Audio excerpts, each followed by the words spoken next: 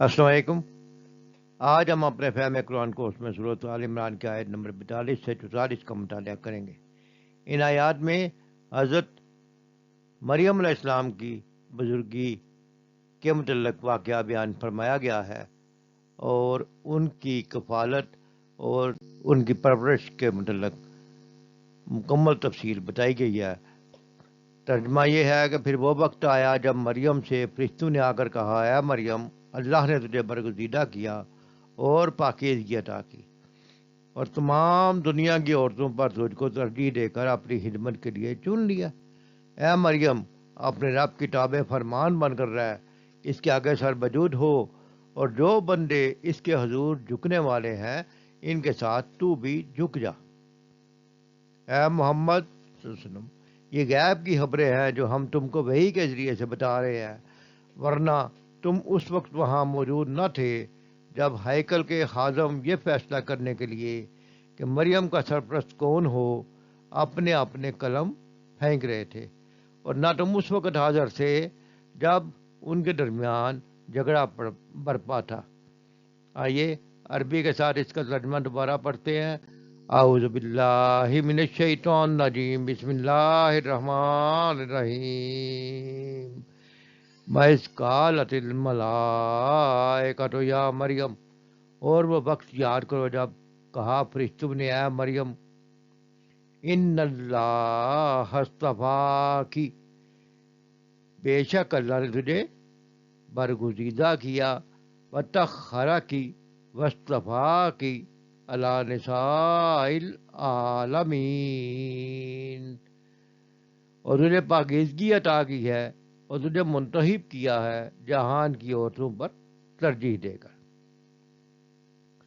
یا مریم اقنتی لربکی، اے مریم فرما بردار رہنا اپنے رب کی، وسجدی، اور سجدہ کرو، ورکعی، اور رکوع کرو، مع الراکعین، رکوع کرنے والوں کے ساتھ۔ اے مریم فرما بردار رہنا اپنے رب کے اور سجدہ کرو رکوع کرنے والوں کے ساتھ۔ ذالک من انباء الغیب نوحیہ الیک، یہ غیب کی خبریں ہیں ہم تم وحی کر رہے ہیں آپ کی طرف۔ وما کنت لدیہم، اور نہیں تھے آپ ان کے پاس، اذ یلقون اقلامہم، جب وہ ڈال رہے تھے اپنے قلم قرعہ کے طور پر۔ ایہم یکفل مریم، کون کفالت کرے گا مریم کی، یکفل کفالت کرے گا۔ وما کنت لدیہم، اور نہیں تھے آپ ان کے پاس، اذ، جب یختصمون، وہ جھگڑا کر رہے تھے۔ اس کے سیاق و سباق کے متعلق تفسیر فہم القرآن میں میاں محمد جمیل صاحب لکھتے ہیں کہ پچھلی آیات میں حضرت ذکر علیہ السلام کا ذکر تھا، تو یہاں پر دوبارہ خطاب حضرت مریم علیہ السلام کی طرف ہوتا ہے کہ حضرت مریم علیہ السلام اس وقت تک جو تھا وہ ہیکل میں ایک حجرے میں اللہ کی عبادت میں مشغول رہتی تھی۔ ذکر اس طرح ہے کہ گزشتہ آیات میں ہم نے پڑھا کہ حضرت مریم کی والدہ، جو کہ حضرت عمران علیہ السلام کی بیوی اور عیسیٰ علیہ السلام کی نانی ہے، انہوں نے نظر مانی تھی کہ اللہ تعالیٰ اسے بیٹا عطا فرمائے گا تو وہ اس کو اللہ تعالیٰ کی نظر کر دے گی۔ لیکن جب بچہ پیدا ہوا تو دیکھا کہ بیٹے کے بجائے تو بیٹی پیدا ہوئی ہے، انہوں نے اس کا نام مریم رکھ لیا، تو انہوں نے اس مریم کو ہی اللہ تعالیٰ کی عبادت کے لیے وقف کر دیا۔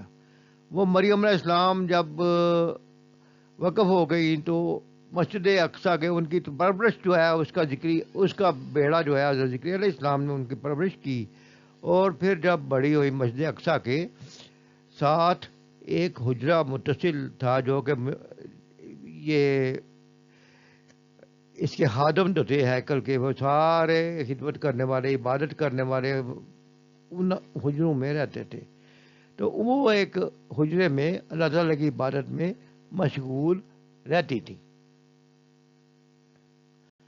پھر وہ وقت آیا جب بڑی ہوئی، تو جب وہ وقت آیا جب فرشتوں نے مریم سے آ کر کہا، اے مریم، اللہ نے تجھے برگزیدہ کیا ہے اور پاکیزگی عطا کی ہے، تمام دنیا کی عورتوں میں تو اس کو ترجیح دے کر اپنی خدمت کے لیے چن لیا ہے۔ یعنی مریم علیہ السلام صرف عبادت کرتی رہتی تھی اور ان کو کھانا وہاں پر پہنچتا تھا۔ اس کھانے کو دیکھ کر جب وہ حضرت ذکر علیہ السلام حیران ہوتے کہ مریم یہ کھانا تمہارے پاس کہاں سے آیا، تو مریم فرماتی کہ یہ میرے رب کی طرف سے آیا ہے۔ تو یہ ہم نے گزشتہ آیات میں پڑھا ہے۔ تو اب فرمایا گیا کہ اے مریم، اپنے رب کی تابع فرمان بن کر رہ اور اس کے آگے سر وجود ہو، اور جو بندے اس کے حضور جھکنے والے ہیں ان کے ساتھ تو بھی جھک جا۔ پھر اگلی آیت میں فرمایا کہ یہ غیب، محمد صلی اللہ علیہ وسلم، یہ غیب کی خبریں ہیں جو ہم تم کو وحی کے ذریعے سے بتا رہے ہیں، ورنہ تم اس وقت وہاں موجود نہ تھے جب ہیکل کے خادم یہ فیصلہ کرنے کے لیے کہ مریم کا سرپرست کون ہو اپنے اپنے قلم پھینک رہے تھے، اور نہ تم اس وقت حاضر تھے جب ان کے درمیان جھگڑا برپا تھا۔ اس کا مطلب یہ ہے کہ جب مریم پیدا ہوئیں تو سید مودودی اپنی تفسیر میں لکھتے ہیں کہ ان کے درمیان یہ فیصلہ کرنا مشکل ہو گیا کہ مریم کی کفالت کون کرے گا۔ ہیکل کے مختلف خادم جو ہے وہ کہہ رہے تھے کہ اب یہ لڑکی ہے جو اللہ کے لیے وقف کر دی گئی ہے، اس کی والدہ نے اس کو، تو وہ پھر کیسے فیصلہ کرے کہ اس کی کفالت کون کرے گا۔ تو اس زمانے میں جو رواج تھا قرآن اندازی کرنے کا، تو وہ قرآن اندازی کے ذریعے انہوں نے اس کا فیصلہ کیا، اور وہ چونکہ لڑکی تھی اس لیے یہ نازک مسئلہ بن گیا تھا کہ ہیکل کے مجاوروں میں سے وہ کس کی سرپرستی میں رہی تھی۔ تو یہ پھر حضرت ذکر علیہ السلام کی سرپرستی میں رہی۔ ان آیات سے ہمیں یہ پتہ لگتا ہے کہ سب سے پہلے یہ دیکھیں کہ حضرت مریم کا انتخاب کس کی طرف سے ہوا۔ حضرت مریم کو اللہ تعالیٰ نے چن لیا، جیسے کہ ہم نے پچھلی آیت میں پڑھا کہ اللہ نے فرمایا کہ مریم میں نے تمہیں چن لیا ہے۔ تو اللہ تعالیٰ ہی جس کو چاہتے ہیں اپنے کام کے لیے چنتے ہیں۔ پھر چونکہ حضرت مریم ہر وقت تقویٰ میں رہتی تھی، پاکیزگی اختیار کرتی تھی، عبادت میں مشغول رہتی تھی حجرے میں، تو یہ اللہ کی مشیت ہے کہ اللہ نے ان کو برگزیدگی لی اور ان کو اپنے کام کے لیے چن لیا۔ اور پھر اللہ نے فرمایا تمہیں تمام دنیا کی عورتوں پر فضیلت دی۔ تو اس سے یہ بھی بات ثابت ہوتی ہے کہ فضیلت اور عزت کس کے ہاتھ میں ہے؟ اللہ ہی جس کو چاہے وہ عزت دیتا ہے۔ پھر اللہ تعالیٰ نے کس کو فضیلت دی؟ جو عبادت میں مشغول رہتی تھی، جو تقویٰ اختیار کرتی تھی، جو پاکیزگی میں اختیار کرتی تھی۔ اللہ تعالیٰ کہ ہاں تقویٰ، پاکیزگی اور عبادت ہی اصل تقرب کا مقام ہے۔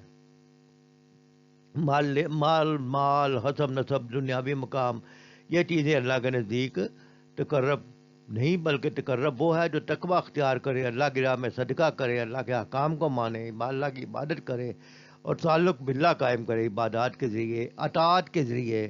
اور پھر اللہ نے حکم بھی دیا کہ اے مریم اپنے رب کی فرما بردار رہو، اللہ کے آگے سجدہ کرو، نیک لوگوں کے ساتھ رکوع کرو، یعنی عاجزی اختیار کرو، بندگی اختیار کرو، اور مسلسل عبادت کی تعلیم دی گئی ہے۔ اور یہ عبادت ہی ہے، اللہ تعالیٰ کا قرب ہی ہے جو انسان کو بلند مقام تک پہنچاتا ہے۔ اور قرب حاصل کرنے کا ذریعہ کیا ہے؟ سجدہ کرنا، رکوع کرنا، اللہ تعالیٰ کی فرما برداری اختیار کرنا۔ یہ وہ سارے راستے ہیں جن کے ذریعے اللہ تعالیٰ کا مقرب بندہ بنتا ہے۔ پھر اگلی آیت میں جو فرمایا کہ نبی صلی اللہ علیہ وسلم کو غیب کی خبریں بتائی جا رہی ہیں، کہ فرمایا نبی صلی اللہ علیہ وسلم وہاں اس وقت موجود نہیں تھے جب ہیکل کے خادم جو ہے وہ قرآن اندازی کر رہے تھے، یا جب وہ جھگڑا کر رہے تھے کہ مریم کی کفالت کون کرے گا۔ تو کس نے خبر دی ہے نبی صلی اللہ علیہ وسلم کو؟ اللہ تعالیٰ نے نبی صلی اللہ علیہ وسلم کو غیب کی خبریں دی ہیں۔ اور نبی صلی اللہ علیہ وسلم جو ہے وہ جو چیز نبی صلی اللہ علیہ وسلم چونکہ اس وقت پرانے زمانے میں موجود نہیں تھے، تو علم کس نے دیا؟ نبی صلی اللہ علیہ وسلم کو اللہ نے دیا۔ اس لیے نبی صلی اللہ علیہ وسلم کی نبوت کی بھی حقانیت ظاہر ہوتی ہے، اور غیب کی خبریں اللہ تعالیٰ کی طرف سے پہنچائے جانے کا بھی یہاں پہ ذکر ہے۔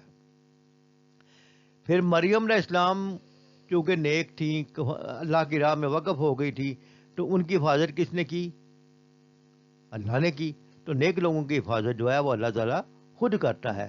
اپنے نیک بندوں کے لیے اللہ تعالیٰ بہترین انتظام کرتا ہے، اپنی حکمت سے کرتا ہے.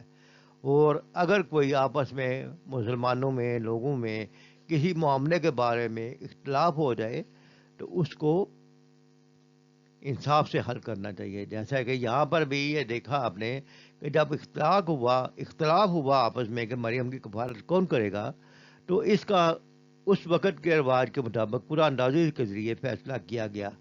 اس لیے جھگڑوں میں اگر کسی بھی قسم کا مسلمانوں میں نزاع ہو جائے، جھگڑا ہو جائے، کوئی فیصلہ دو آدمیوں کے درمیان، زیادہ آدمیوں کے درمیان کوئی فیصلہ کرنا ہو، یہ کام کون کرے گا؟ تو انصاف کا راستہ اپنانا چاہیے.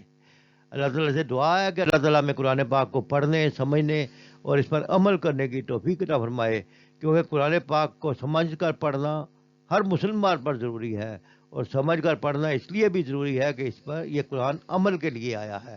جو اللہ تعالیٰ نے نازل کیا ہے وہ کوڈ آف لائف ہمیں دیا ہے کہ اس طریقے سے اپنی زندگی گزارو.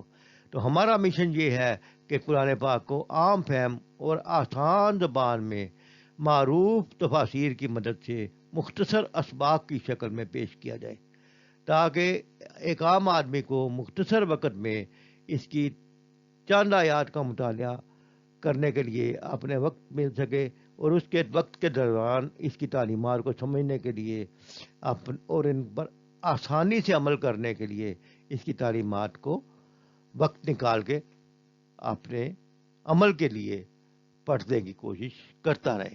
اللہ تعالی ہمیں عمل کی توفیق عطا فرمائے. وما علینا الا البلاغ.